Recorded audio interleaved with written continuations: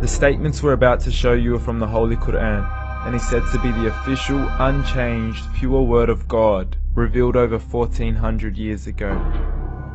Claiming to be the word of God is a heavy statement, and without proof, or if a single contradiction is found within the book, the apparent word of God will be proven false. So without further ado, let's put the book to the test.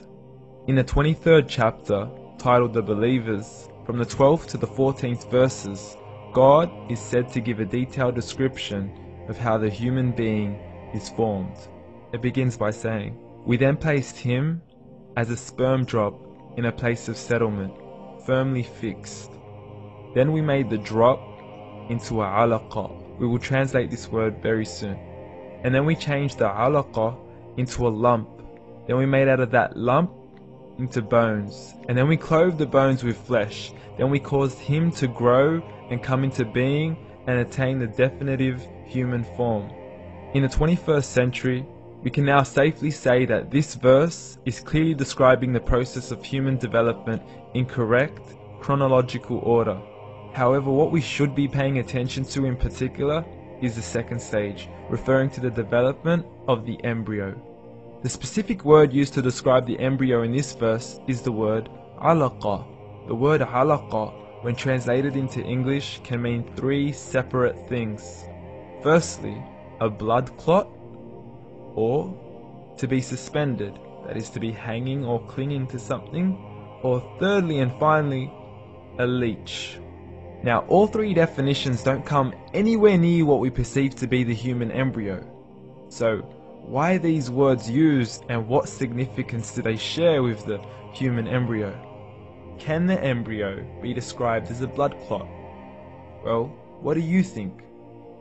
In the 3rd week of embryonic development, a tubular heart joins with the blood vessels to form a primordial cardiovascular system, and by the end of the 3rd week, the blood is circulating and the heart begins to beat on day 21. The first thing that comes to mind in regards to being suspended or hanging is the umbilical cord. But we can't use that example because we are simply referring to step 2, before the baby has even formed. But we now know today that the umbilical cord is formed from the connecting stalk. And the connecting stalk is formed as soon as the embryo is formed. The embryo's connecting stalk has even been described by John Allen and Beverly Kramer as an object to suspend the developing embryo in the extra-embryonic column.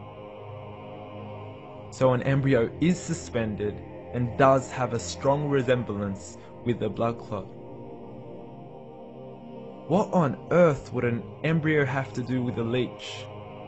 Figure A shows the structure of an embryo at 25 days. Figure B shows a leech. Now please note once again that the embryo in this stage is no greater than the size of a kernel of wheat. This is an X-ray of the embryo at 22 days. This is the internal structure of a leech. It's mind-blowing stuff, but you still haven't seen anything yet. This is the head of the embryo at 22 days. The detail you are seeing right now is absolutely impossible to be seen with the human eye and can only be seen with a microscope. This is the back end of a leech. There's no other words used to describe this other than mind-blowing. The pictures we have shown you are impossible to be seen with the human eye, or even to be predicted by the human mind. Once again, the verses we have shown you were revealed over 1400 years ago to a man who couldn't read nor write. Are these the words of God? Descriptions of the human embryo in the Quran cannot be based on scientific knowledge in the 7th century. The only reasonable conclusion is that these descriptions were revealed to Muhammad from God, from God, from God, from God, from God.